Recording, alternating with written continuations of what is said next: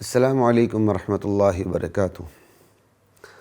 بسم اللہ الرحمن الرحیم والصلاة والسلام علی رسولہ الکریم وعلی آلہ وصحبہ اجمعین، اما بعد۔ خواتین و حضرات، دورہ قرآن کی نشریات کے ساتھ خلیق الرحمن آپ سے مخاطب ہے۔ سپارہ نمبر 10 ہے اور دوسرا رکوع ہے اور آیت نمبر 45 سے 46 ہے۔ دو آیات پہ بات کرتے ہیں۔ ارشاد باری تعالی ہے اور سورۃ الانفال کی یہ آیت نمبر 45 اور 46 ہے۔ یا ایھا الذین آمنوا، اے ایمان والو، اذا لقیتم فئۃ فاثبتوا، جب تمہارا آمنا سامنا ہو جائے دشمن کے لشکر سے، جب تم مقابل ہو جاؤ، مد مقابل ہو جاؤ، دشمن کے لشکر کے مد مقابل ہو جاؤ، تو تم نے کرنا کیا ہے؟ یہاں 3 ہدایات دی جا رہی ہیں، بلکہ ہدایات زیادہ ہیں۔ پہلی ہدایت فثبتوا، پہلی ہدایت یہ ہے کہ ثابت قدمی دکھاؤ، پیچھے نہیں ہٹنا۔ چال کے لیے پیچھے ہٹا جا سکتا ہے، دشمن کا مقابلہ کرتے ہوئے دشمن کے خلاف چال چلنے کے لیے پیچھے ہٹا جا سکتا ہے کہ دشمن سمجھے کہ آپ پسپا ہو رہے ہیں، لیکن آپ پسپا نہیں ہو رہے، بلکہ پلٹ کے آپ حملہ کر رہے ہیں۔ وہ چال کے لیے تو پیچھے ہٹا جا سکتا ہے، لیکن بھاگنا نہیں ہے، فرار منع ہے۔ فثبتوا، ڈٹے رہو۔ پہلی ہدایت یہ ہے، ڈٹے رہو، ثابت قدم رہو۔ اور دوسری ہدایت وَاذْكُرُوا اللَّهَ كَثِيرًا، ایسے میں اللہ کو کثرت سے یاد کرو۔ مقابلہ ہو رہا ہے دشمن سے، ہدایات دی جا رہی ہیں، اللہ کو کثرت سے یاد کرو۔ کتنی بڑی بات، اس پہ غور کیجیے گا، خصوصاً آج کے ہمارے اس ماحول میں، جب ہم اپنے ازلی دشمن انڈیا سے مقابلہ کرنے کے لیے مشہور ترین کنجروں کو، کنجریوں کو لے جاتے ہیں اور ٹھمکے لگواتے ہیں، وہ بھی جا کر آزاد کشمیر کی سرحد پہ۔ انا للہ و انا الیہ راجعون۔ یہ کنجر یا کنجری کوئی غیر پارلیمانی لفظ نہیں ہے۔ ہاں، جو کنجر یا کنجری نہیں، اسے کنجر یا کنجری کہنا غلط ہے، لیکن جس کا کام ہی کنجر پنے کا ہے، مرد ہے تو کنجر ہے، عورت ہے تو کنجری ہے، یہ کوئی گالی تو نہیں ہے، یہ تو اس کے لیے لفظ ہے، یہ لفظ اس کے لیے وضع ہوا ہے، اس کے لیے بنا ہے، اور عین موقع محل میں کسی لفظ کو استعمال کرنا وہ غلط تو نہیں ہے۔ کام تو غلط ہو، اس پہ شرم نہیں آتی، اس غلط کام کرنے والے کے لیے جو لفظ بنا ہے اس کے استعمال پہ کہتے ہیں نہیں جی، غیر پارلیمانی لفظ ہے۔ بڑا عجیب ماحول ہے ہمارے ہاں کا۔ پہلی ہدایت ہے ڈٹے رہو، دوسری ہدایت ہے ڈٹتے ہوئے اللہ کو یاد رکھو۔ یعنی تمہاری نظر نہ اپنے لشکر کی کثرت پہ جانی چاہیے کہ ہم بہت زیادہ ہیں، ہمارے پاس اسلحہ ہے، ہمارے پاس یہ میزائل ہیں، ہمارے پاس یہ ٹینک ہے، ہمارے پاس یہ توپیں ہیں، تو لگتا ہے کہ ہم غلبہ پا جائیں گے، ہمیں اپنی طاقت پر بڑا بھروسہ ہے۔ انا للہ و انا الیہ راجعون، ثم انا للہ و انا الیہ راجعون۔ اللہ کوئی انداز پسند نہیں ہے۔ نہ نظر اپنی کثرت پہ جانی چاہیے، اور نہ ہی نگاہ اپنے وسائل پہ جانی چاہیے، اور نہ ہی نگاہ اپنی طاقت و قوت پہ جانی چاہیے، بلکہ نگاہ اللہ پہ جانی چاہیے کہ اللہ کی مدد شامل حال رہے۔ آپ زیادہ ہیں تو اپنی کثرت پر نگاہ نہ جائے، آپ کم ہیں تو اپنی کمی پر بھی نگاہ نہ جائے کہ آپ اپنی کمی پر آپ کی نظر چلی اور آپ گھبرا جائیں۔ نہ، کہ آپ کم ہیں یا زیادہ ہیں، آپ کی نگاہ اپنی کمی یا زیادتی پہ نہ ہو، کثرت پہ نہ ہو، بلکہ کس پہ ہو؟ اللہ پر ہو، اس کی مدد پر ہو، اس کو کثرت سے یاد کریں۔ دشمن سے مقابلے کے وقت تو نماز بھی معاف نہیں ہے بھائی، نماز تو ذکر اللہ کا بہت بڑا ذریعہ۔ اور آج کی صورتحال کیا؟ اے پتر ہٹانے نہیں وکدے، یعنی ہم یہ گانے گا کے دشمن کا مقابلہ کرنا چاہتے ہیں۔ اے پتر ہٹا دے نہیں وک دے، اللہ کی مدد آئے گی، اللہ کی مدد آئے گی۔ 65 کی جنگ میں آپ نے کہہ دیے اے پتر ہٹا دے نہیں وک دے، تو پھر 71 میں کیا حشر ہوا آپ کا؟ آپ جتنی مرضی بڑی باتیں کریں، سیاچن میں آپ کے کارگل میں کیا ہوا آپ کے ساتھ؟ یہ خدا کے تمانچے ہیں خدا کی طرف سے، کہ جب بندہ خدائی تعلیمات کو نظر انداز کرتا ہے، مسلمان ہوتے ہوئے بھی شکست کھاتا ہے، وسائل ہوتے ہوئے بھی شکست کھاتا ہے، قوت و طاقت ہوتے ہوئے بھی شکست کھاتا ہے، لیکن اگر وہ خدا پہ بھروسہ کرتا ہے، وسائل کم ہوتے ہوئے بھی، نہ ہوتے ہوئے بھی، قوت اور طاقت کی کمی ہوتے ہوئے بھی، اللہ تعالیٰ کی مدد شامل حال رہتی ہے۔ یہی ہے لوگوں، اے ایمان والوں کا، یا ایہا الناس نہیں کہا، یا ایہا الذین آمنوا کہا، اے ایمان والو۔ ایمان والو کہہ کے آگے ہدایات دی جا رہی ہیں، تو اس کا صاف مطلب کیا ہے؟ اس کا صاف بے غبار مطلب یہ ہے، اے ایمان والو، تمہارے ایمان کا تقاضا یہ ہے کہ جب تمہارا آمنا سامنا ہو جائے دشمن کے لشکر سے، تو تم نے ڈٹے رہنا ہے اور اللہ کو یاد کرنا ہے۔ یہ ایمان کا تقاضا ہے۔ اب اگر بندہ ایمان کے تقاضے پر عمل نہ کرے،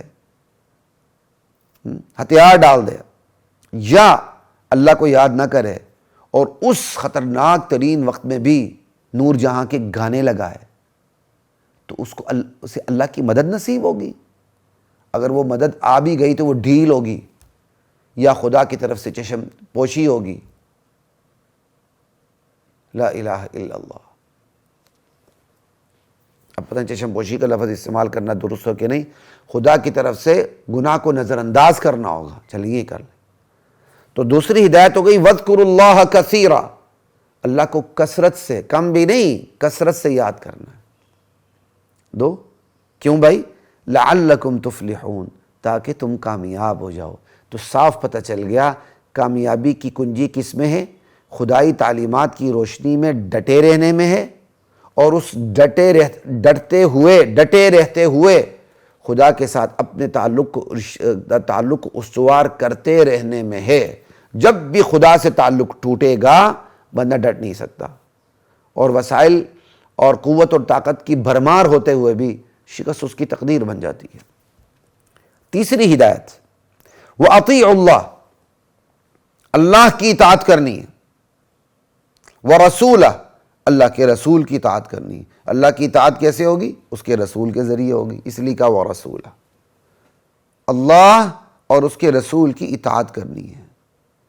خصوصاً میدان جنگ میں ہو تو پھر خدائی احکامات اور خدا کے رسول کے احکامات کی خلاف ورزی تم نے بالکل نہیں کرنی۔ یہ تیسری ہدایت ہو گئی، جو ہدایات ہیں اس کے مطابق۔ اب ایک بندہ اپنی عقل کو لڑا لے، خدائی حکم کو نظر انداز کر دے، اللہ اور اس کے رسول کی ہدایات کو نظر انداز کر دے، نماز نہ پڑھے، اللہ پہ بھروسہ نہ رہے، قلت و کثرت پہ نظر جائے، امریکی بحری بیڑے کی مدد کا انتظار رہے، پھر وہی ہوتا ہے جو ہوا ہے آپ کے ساتھ اور ہمارے ساتھ۔ اللہ کی مدد پہ نظر نہ رہے، وہ امریکی بحری بیڑے کی پر نظر رہے کہ امریکی بحری بیڑا آ رہا ہے ہماری مدد کو، کہ وہ اطیعوا اللہ ورسولہ، اللہ اور اس کے رسول کی اطاعت کرنی ہے، خصوصاً اس نازک ترین وقت میں۔ یہ تیسری ہدایت ہو گئی۔ اللہ اکبر۔ اب اللہ اور اس کے رسول کی اطاعت کرنی ہے۔ جنگ کے دوران کہاں سے کہاں تک بات چلتی ہے؟ ڈٹے رہنے سے لے کر عورتوں پہ بچوں پہ ہاتھ نہ اٹھانے تک بات لامحدود ہو جاتی ہے۔ ہاں، عورت اگر میدان جنگ میں آ جائے اور بچہ بھی مردوں کی طرح میدان جنگ میں آ کے لڑے تو اس کے احکامات پھر الگ ہو جاتے ہیں۔ وہ بچے جو آپ سے جنگ نہیں لڑتے، جنگ میں نہیں ہیں، وہ عورتیں جو جنگ میں آپ کے ساتھ، آپ کے خلاف مد مقابل نہیں ہیں، تو آپ نے عورتوں اور بچوں پہ ہاتھ نہیں اٹھانا۔ تو ڈٹے رہنے سے لے کر کیسے کیسے خدائی تعلیمات کی آپ نے کیا کہتے ہیں اس کی فکر کرنی ہے اور خدائی تعلیمات کو اپنے اوپر لاگو کرنا ہے، کیونکہ جنگ میں بندے کا ذاتی تیش بھی غلبہ پا جاتا ہے۔ بندہ چاہتا ہے دشمن میرے قابو آ جائے تو میں اس کا مسئلہ بنا کے رکھ دوں، اس کو میں چیر کے رکھ دوں، اس کے ہاتھ پاؤں ناک کان سب کاٹ کے ٹکڑے ٹکڑے کر دوں۔ شریعت اس کی اجازت نہیں دیتی۔ شریعت دشمن کو مارنے کی اجازت دیتی ہے لیکن یوں مارنے کی اجازت نہیں دیتی۔ اور بہت سے احکامات ہیں، یہاں صرف میں مثال دے رہا ہوں۔ کہ اب یہ سمجھ جائیں کہ میدان جنگ میں بھی اللہ اور اس کے رسول کی اطاعت کرنا یہ ایک امتحان ہوتا ہے. بندے کی اپنی عقل غلبہ پا رہی ہوتی وہی کے مقابلے میں. جب بندے کا ایمان کمزور ہونا تو عقل غالب ہو جاتی ہے. جیسے شیطان کا ریشنلزم اس پہ غالب ہو گیا تھا جب کہ آدم کو سجدہ کرو. اس نے کہا آدم کو سجدہ کیوں کروں, وہ تو مٹی سے بنا ہے, میں تو آگ سے بنا ہوں. خلقتنی من نار وخلقتہ من طین. اور اس کا نفسیاتی پاگل پن تھا کہ اس نے آگ کو مٹی سے افضل سمجھ لیا, ورنہ آگ کا مٹی سے افضل ہونا کوئی عقلی وجہ تو ہے ہی نہیں ہے. لیکن اس کا ریشنلزم, خواہ مخواہ کا ریشنلزم, نفسیاتی پاگل پن اس کے اوپر غلبہ پا گیا اور وہ خدا کا مد مقابل ہو گیا. خدائی احکام کو اس نے نظر انداز کر دیا. تو میدان جنگ میں خدائی تعلیمات کا پاس رکھنا, اور یہ نازک ترین وقت میں خدائی تعلیمات کا پاس رکھنا, یہ بھی ایک بہت بڑا امتحان ہوتا ہے. جو فیلڈ میں ہوتے ہیں ان کو اس چیز کا پتہ ہوتا ہے, مجھے اور آپ کو کیا پتہ. تو تیسری ہدایت تو یہ ہوگی. اور چوتھی ہدایت, وَلَا تَنَازَعُوا, آپس میں جھگڑا نہیں کرنا. جھگڑا تو ویسے ہی نہیں کرنا چاہیے مسلمانوں کو, لیکن خصوصیت سے میدان جہاد میں بندہ چھوٹے چھوٹے مسائل پہ لڑنا شروع ہو جائے. ہم مسجدوں میں تو لڑتے ہیں نا, کوئی رفع دین کرتا ہے نہیں کرتا, کوئی آمین زور سے کہتا ہے آہستہ سے کہتا ہے, کوئی فاتح امام کے پیچھے پڑھتا ہے نہیں پڑھتا, تو بھائی ٹھیک ہے, لیکن ہم اس میں لڑتے ہیں. یہ لڑنا غلط ہے. جو رفع دین کرتا ہے کرے, نہیں کرتا نہ کرے. حناف اپنے طریقے سے عمل کریں جنہوں نے حدیثوں کو اس انداز سے سمجھا ہے. ہمارے اہل حدیث بھائی یا دیگر اس طریقے سے عمل کریں جس انداز سے انہوں نے سمجھا ہے, ٹھیک ہے, کوئی فرق نہیں پڑتا, فروعی مسائل ہیں. لیکن اس پہ لڑنا یہ غلط ہے. یہ میں نے ایک چھوٹی سی مثال دی. اسی لڑائی کو اٹھا کے آپ میدان میں آ جائیں, جنگ جاری ہے اور آپ آپس میں لڑنا شروع کر دیں, قومیت کی بنیاد پہ, عصبیت کی بنیاد پہ, نسل کی بنیاد پہ یا کسی اور بنیاد پہ لڑنا شروع کر دیں. خدا نخواستہ خدائی لشکر میں اگر پھوٹ آ جائے, پھر کسی وجہ سے بھی پھوٹ آ جائے, لسانی, قومی, جغرافیائی, علاقائی, کوئی بھی پھوٹ آ جائے, پھر تو آپس میں سر پھٹول ہوگی نا. دشمن تو رہ گیا, کہ آپس میں جھگڑا نہیں کرنا. تو میدان جنگ میں رہتے ہوئے اس جھگڑے سے باز رہنا بھی آسان نہیں ہے. آپ سمجھتے ہوں گے کہ بھائی دشمن کے سامنے کون لڑے گا. نہیں بھائی, دشمن کے مد مقابل ہوتے ہو آپس میں کیوں لڑیں گے. دشمن کے مد مقابل ہوتے ہوئے بھی بعض کمزور مسلمان آپس میں لڑ پڑتے ہیں. ایک واقعہ ہے کہ یہ افغانستان ہی کا واقعہ ہے, جب امریکہ کے ساتھ لڑائی عروج پر تھی, کیا کہتے ہیں, ہاں عروج پہ تھی. اس دوران امریکہ کے بعد, ہاں امریکہ کے بعد بھی جب یہ طالبان کا پہلے دور میں طالبان کا غلبہ ہوا اور احمد شاہ مسعود وغیرہ یہ جو علاقائی نسل پرست لیڈر تھے یہ مد مقابل تھے, تو اس دوران مجاہدین میں کوئی ایک آدھ گروپ بنا, ایک بندے نے دوسرے بندے کی خوب پٹائی کر لیا پکڑ کے. بہرحال تو وہ بندہ اسی پہ رو رہا تھا جس کی پٹائی ہو رہی تھی کہ مجھے میرے مسلمان بھائی نے مارا. غالباً وہ اسی پہ رو رہا تھا جو ہمیں اطلاع ملی کہ مجھے میرے مسلمان بھائی نے مارا. حضرت عمر شہید ہو رہے تھے تو پوچھا مجھے کس نے یہ حملہ کیا. جب انہیں پتہ چلا وہ مسلمان نہیں ہے, مجوسی ہے, کہا الحمدللہ میرے خون سے کسی مسلمان بھائی کے ہاتھ رنگین نہیں ہوئے. اللہ اکبر. اسی طرح کا مضمون ہے. تو یہ کہا تیسری ہدایت, آپس میں جھگڑا نہیں کرنا. جھگڑے کا نتیجہ کیا نکلے گا؟ فتفشلوا, کمزور پڑ جاؤ گے, بزدل ہو جاؤ گے. کیوں؟ آپس میں پھوٹ پڑ گئی تو دشمن کے مقابلے ایک دوسرے کے لیے تگڑے ہو جائیں گے اور دشمن کے سامنے بزدل ہو جائیں گے. وَتَذْهَبَ رِيحُكُمْ, تمہاری ہوا اکھڑ جائے گی, تمہارے حوصلے پست ہو جائیں گے. اللہ اکبر. تو جھگڑا نہیں کرنا, بزدل ہو جاؤ گے, کمزور پڑ جاؤ گے, تمہاری ہوا اکھڑ جائے گی, تمہارے حوصلے پست ہو جائیں گے, بلکہ صبر وَاصْبِرُوا. اللہ اکبر. جمے رہو. تو یہ وَاصْبِرُوا مصائب جنگ پر صبر کرو۔ پہلی ہدایت فثبتوا، دوسری ہدایت وذکروا، تیسری ہدایت اطیعوا، چوتھی ہدایت لا تنازعوا، پانچویں ہدایت واصبروا۔ کہ میدان جنگ میں مشکلات کا سامنا ہے، کٹھن مراحل ہیں، تو کٹھن مراحل کے دوران صبر علی المصیبہ، مصیبت پر صبر کرنا، ان کٹھن مراحل کو خندہ پیشانی سے برداشت کرنا، یہ ہے پانچواں حکم۔ اللہ اکبر۔ پھر یہ چونکہ صبر مطلق ہے تو اس کے اندر صبر کی تینوں اقسام آ جائیں گے۔ مصیبت پر صبر کرنا، صبر علی المصیبہ، یہ بھی آ گیا۔ صبر علی الطاعہ، اطاعت پہ صبر کرنا، کہ تم اللہ اور اس کے رسول کی اطاعت کرنے سے پیچھے نہیں ہٹنا۔ دشمن کا مقابلہ کرتے ہو، اللہ اور اس کے رسول کی اطاعت کے دائرے میں رہنا، یہ بھی حوصلے کا کام ہے۔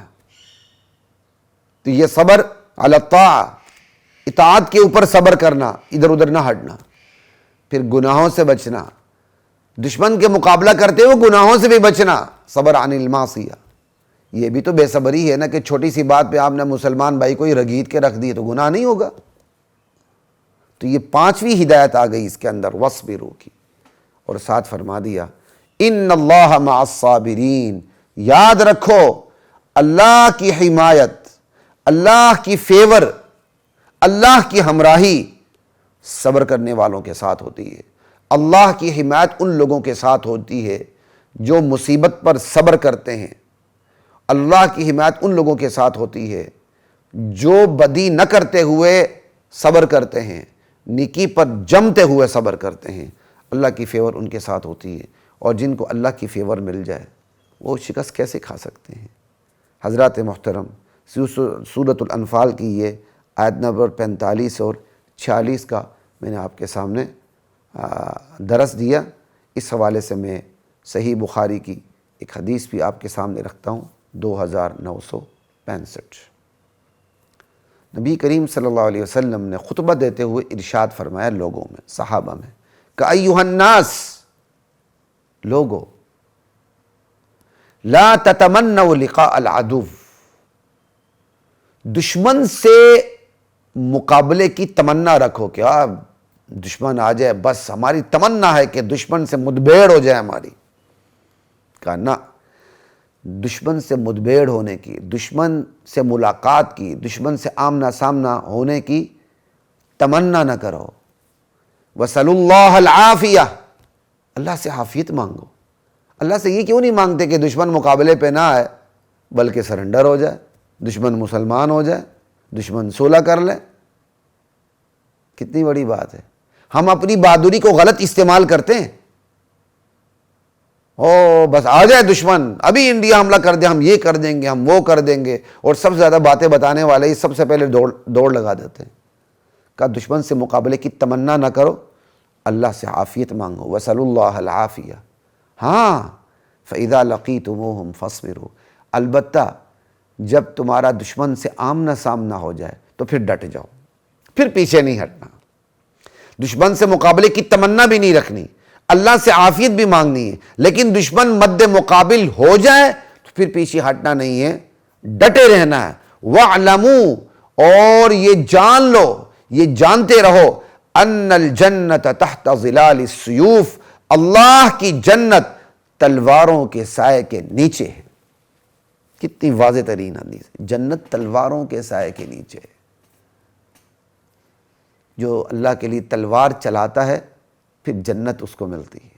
ثم قال، پھر نبی علیہ السلام نے یہ ارشاد فرمانے کے بعد، یہ ہدایت دینے کے بعد یہ ارشاد فرمایا اور یوں دعا فرمائی، اللہم منزل الکتاب، اے اللہ قرآن جیسی عظیم کتاب کو نازل کرنے والے اللہ، و مجری السحاب، بادلوں جیسی عظیم مخلوق کو چلانے والے اللہ، وہازم الاحزاب، دشمنوں کے دستوں کو شکست دینے والے اللہ، اہزمہم، اے اللہ دشمنوں کو شکست دے دے، وانصرنا علیہم، اور ہماری مدد فرما دشمنوں کے مقابلے میں۔ یہ ہے وذکر اللہ سارا، اللہ کو یاد کرو، تو یہ اللہ سے دعا کرنی، اللہم منزل الکتاب و مجری السحاب و ہازم الاحزاب۔ یہاں اللہ کو اس کی صفات بیان کر کے اللہ سے مدد مانگی جا رہی، اے اللہ قدرتیں تو تیرے پاس ہیں، کتاب نازل کرنے والا تو، بادلوں کو چلانے والا تو، دشمن کے دستوں کو شکست دینے والا تو، اے قدرت والے اللہ دشمن کو شکست دے دے اور ہماری مدد فرما۔ ناظرین انشاءاللہ پارہ نمبر 11 کی منتخب آیات کے ساتھ دوبارہ آپ کی خدمت میں حاضری ہوگی، تب تک کے لیے اجازت، السلام علیکم ورحمۃ اللہ وبرکاتہ۔